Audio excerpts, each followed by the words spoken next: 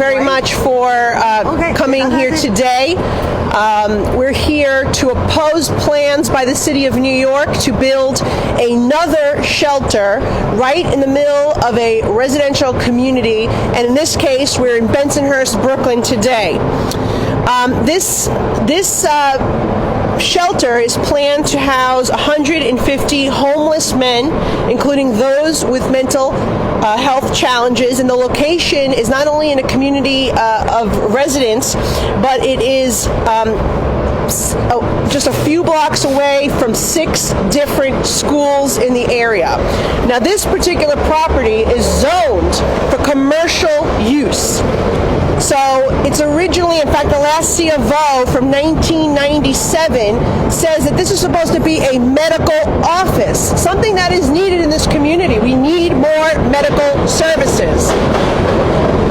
Wait for the train to pass.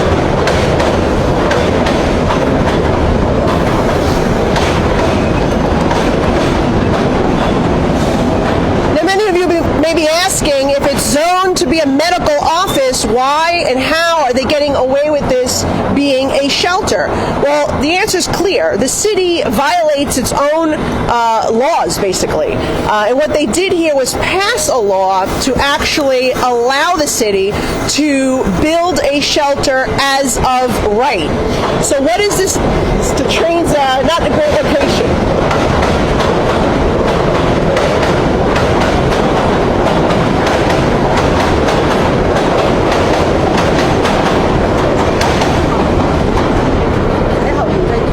So as a result, what we're seeing is a lot of business people being incentivized to actually build hotels to then turn around and enter into lucrative contracts with the city. Make no mistake, this is a business, and our city is incentivizing individuals to take properties like this that's supposed to be for medical purposes, for medical use, and turn it into a hotel for the sole reason, not because there's tourists here in Bensonhurst, not because there's a need for hotel rooms, but it's for the sole purpose of then entering into a lucrative contract of millions, tens of millions of dollars to profit off the backs of the taxpayers of this city while not giving adequate services to the people who are vulnerable that actually need help.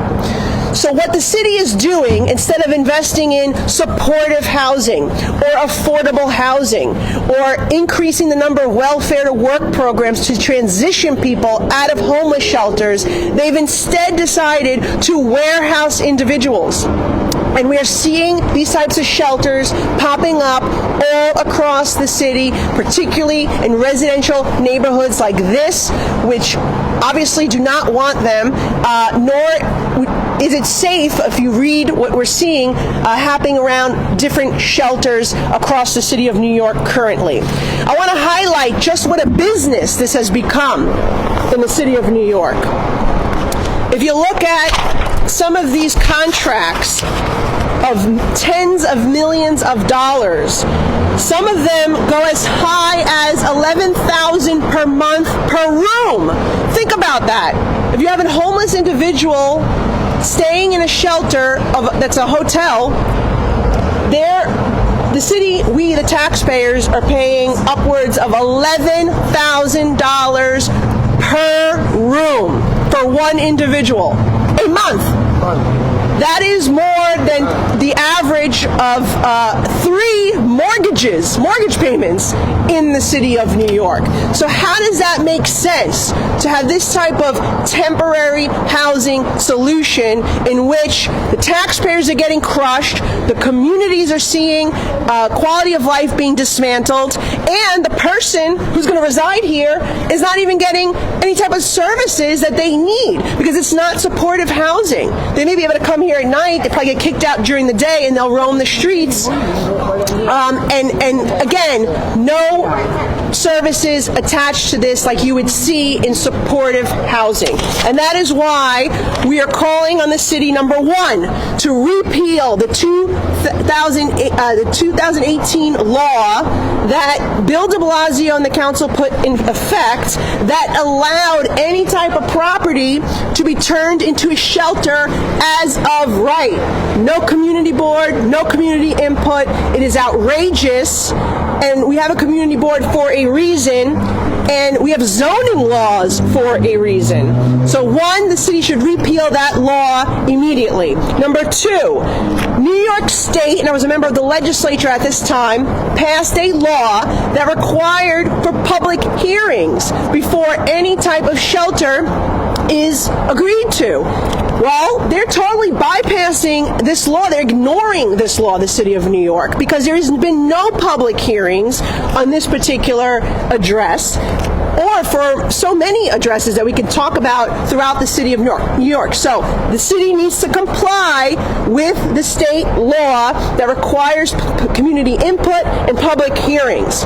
Number three, the city needs to look at least having some type of residency requirement to move into a shelter. You just can't come from any state in the country or any country in the world and get free housing in New York City. That's ludicrous. It is unsustainable, it is unaffordable, and that is exactly what's happening right now in the city of New York. And so it's not homeless New Yorkers necessarily that are being put in the shelters. In fact, most of them are citizens of other countries, let alone other states across the country. So there needs to be a change in the city's law that requires at least, maybe it's 2 years or whatever it is, that you were a New York City resident and you fell on hard times. We want to be supportive of our homeless New Yorkers, but we cannot house citizens from all over the country and all over the world that just choose to come to New York City and expect free shelter. And number four, the city and the state should focus on more supportable and affordable housing solutions.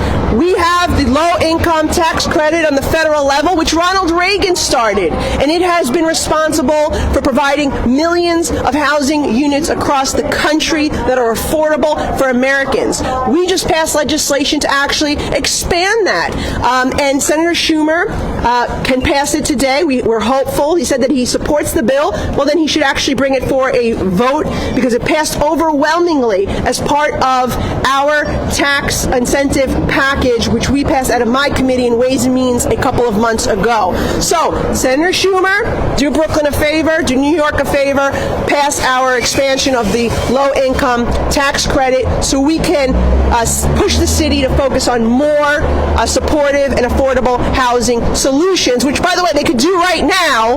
They're just simply not doing it. Instead, they choose to warehouse people in temporary shelters, a disservice, again, to the community, to the taxpayers, and to the homeless that should have some type of more a secure and sustainable option to transition into long-term permanent housing. So that is what we are standing here today. We oppose this shelter. We'll continue to fight it. We will look at our legal options to see what they are. But first and foremost, the city better start complying with the state law that requires them to do public hearings, stop ignoring the will of the community boards and the community. And again, I want to highlight some of these ludicrous costs before I wrap up. Okay, because you're seeing and these are all in Brooklyn, by the way. They're paying upwards of these various hotels that have been incentivized to be turned into shelters. $143 a night, $320 a night, $366 a night, $270 a night, $247 a night. What does that equate to when you multiply it, the contract, and divide it by month per unit, meaning you have one individual or maybe a family in there. We're talking about somewhere between $5,000 or $11,000 a month. I want to stress that. How can the city of New York sustain paying $11,000 to house an individual in one of these shelters? And what kind of racket is going on that we see all these business people all of a sudden build these hotels simply to go into these lucrative contracts? The comptroller should do a better job of investigating these contracts, because we already know that there's been criminal activity. We already know that people are skimming off the top. Why? Well, there's been a number of arrests here made.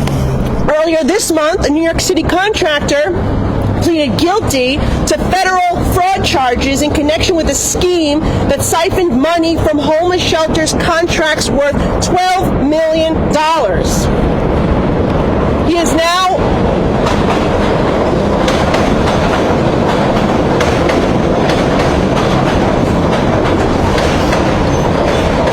faces 20 years in prison as a result. And in October, there were 2 men charged with conspiring to defraud New York City taxpayers of more than $50 million by funneling funds from a nonprofit intended to help the homeless to other companies that they owned. And this individual, they received 12 contracts from the New York City Department of the Homeless, totaling $913 million.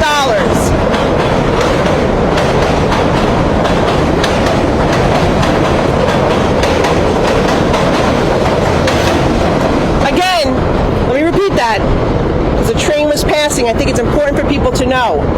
These individuals charged in October conspiring to defraud New York City